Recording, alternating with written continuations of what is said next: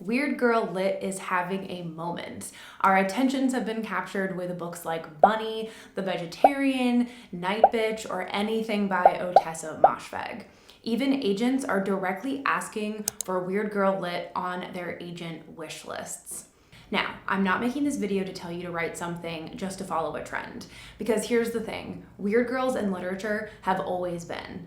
From the yellow wallpaper, to the bell jar, to geek love, women have long been writing stories that are chaotic, surreal, and impossible to look away from. And so right now we're calling it Weird Girl Lit, and I love that because it's bringing attention to more amazing stories and making weird girls like us feel seen with more books about unlikable female characters, with surreal twists and narrators who are on the edge of unraveling. My favorite. So, does your work in progress already fall into this category and you don't even realize it?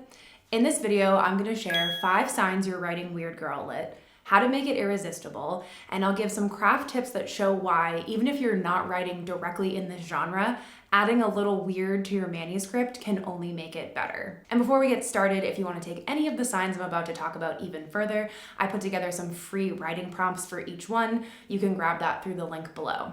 Okay, let's get started. The best part of Weird Girl Lit, in my opinion, is that the protagonist isn't engineered to be likable. She has flaws, she has quirks, she has strange desires. Maybe she's angry, maybe she is chaotic, self-destructive, or obsessive, and that's the point. These characters refuse to be palatable, and that's what makes them real, and that's what makes them so fascinating. So while you're writing your weird girl, the key here is not to make her nice, but to make her deep. So here's what we can do craft-wise to make this happen. Dive in to what makes her human or what makes her a girl and really unleash it on the page. Show us what she longs for, what drives her, and what's getting in her way. We want to see all her realness in all of its unsightly glory. So if you want to try this on the page now in a scene you're writing, try giving her a clear private want and a very public performance that contradicts it. So how is she feeling inside, and how is her acting out her actual actions that you're writing in the scene completely contradicting it and adding that friction and that fire to the scene. This isn't only going to provide tension, but it's really going to show you even more about your character. How we act on the outside and what we're thinking and feeling on the inside is always contradictory, especially if you're writing a character who is, say, angry, self-destructive, or all the things that we had mentioned before. Another thing you can try is to put her in a scene with temptation where perhaps the easiest choice is actually the worst one. If she makes that easy choice, what happens? In Weird Girl Lit, the surreal sneaks into everyday life. Maybe it's magical realism, maybe it's horror, maybe it's something uncanny that we can't even really quite name. Think about, for example, the book Night Bitch. Is the protagonist really turning into a dog, or is it a metaphor? In this genre, you can really go wild.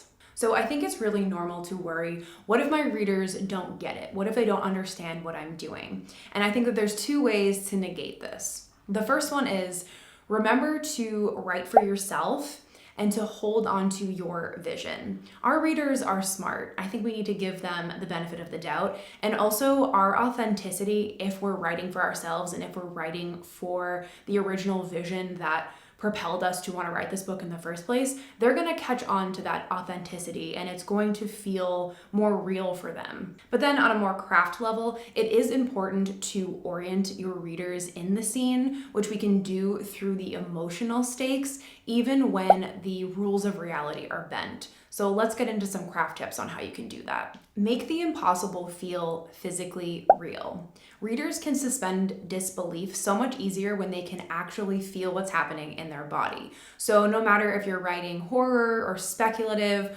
or any other kind of weirdness, really ground that scene or ground those pages in sensory detail. Another thing you can do is to give whatever weirdness is happening in your book some patterns. So even the uncanny have patterns or some type of rhythm. So whether that be if your weird girl main character has some type of power, maybe it only happens at night or it only happens when she touches a certain object. This small internal logic keeps the story grounded even when everything else feels slippery around it.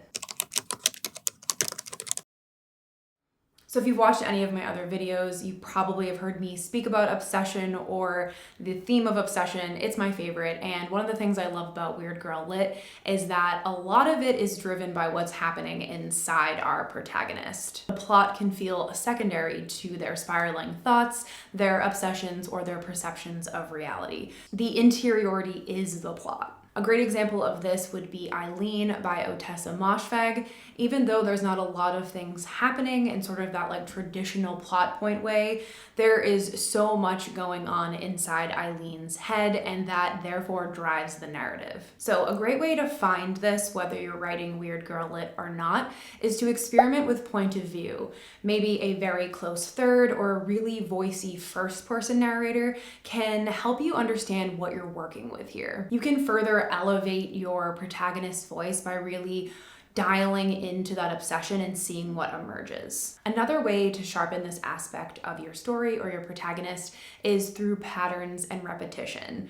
Again, we're going back to the patterns, but letting obsession echo, perhaps an image, a phrase, a thought loop that keeps circling back, although slightly warped each time, will really shape how obsession works and just give more depth to your character and the voice of your novel. Let those distortions and those contradictions creep into your narrative. As we know, this obsession is going to distort reality, so this instability not only adds tension, but it also adds intrigue no matter what you're writing. Weird Girl Lit is not afraid to push into discomfort and make you wildly uncomfortable. This might be body horror, taboo desires, grotesque imagery, or anything that could make your readers squirm. These books lean into risk and they don't hold back from fear of being too much. So if you're writing something right now that feels a little unhinged, a little too chaotic, a little too gross, you might be right on track. So if you want to push this further, here are some of my suggestions. First, read books like Deliver Me by Elle Nash or perhaps Geek Love by Catherine Dunn. These books do not shy away from making you feel all types of things. They make the grotesque both horrifying and magnetic, and thus you can't put them down. I don't think I stopped talking about Deliver Me after I read it when it came out a few years ago for weeks, perhaps months, and I could not get certain images out of my head for a long time. But that is the power of well-done literature. So let's talk about how we can do this on a craft level. One thing you can try is to escalate in steps. Don't dump all the grotesque all at once. Let's try to cross a boundary slightly each time. Escalation naturally builds tension and will also hook your readers without making them feel overwhelmed. I think it's also a balancing act.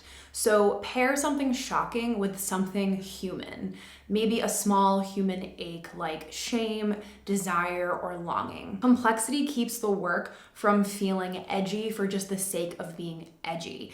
It builds empathy, and it also makes sure that whatever chaos you're putting in your book is tethered to your character's emotional journey. That is a great book. So let's talk about genre. Weird Girl Lit often sits at the intersection of literary, upmarket, or speculative fiction.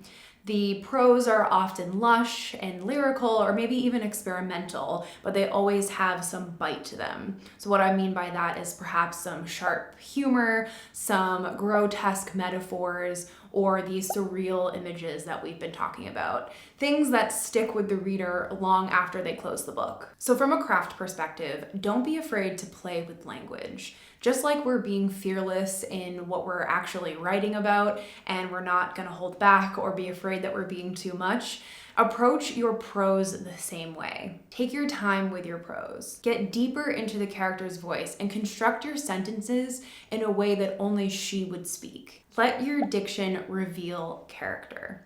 Not only will this make you have a more unique and authentic voice in your actual book, but I think will also set you apart as a writer and just make you stand out even more. So even if your work in progress doesn't fit exactly into this weird girl lit genre, weaving in any of these elements can only make your manuscript stronger. Obsession builds voice, messy characters feel real, a touch of the surreal keeps readers hooked, and risk makes your story unforgettable. And if you already have a draft and you're wondering how exactly to incorporate these elements or refine them so that they really land, that's exactly what I help writers do in my After the Draft program. It's designed for writers who have a manuscript and want personalized feedback, a craft strategy, and how to understand what you have written and what comes next. You can find the link for that below if you're curious. I would love to work on your book with you. And if you'd like some more craft tips to improve your novel, I have this video here. It's all about quick fixes that you can actually implement in your draft today. So I'll see you over there or in my next one. Bye.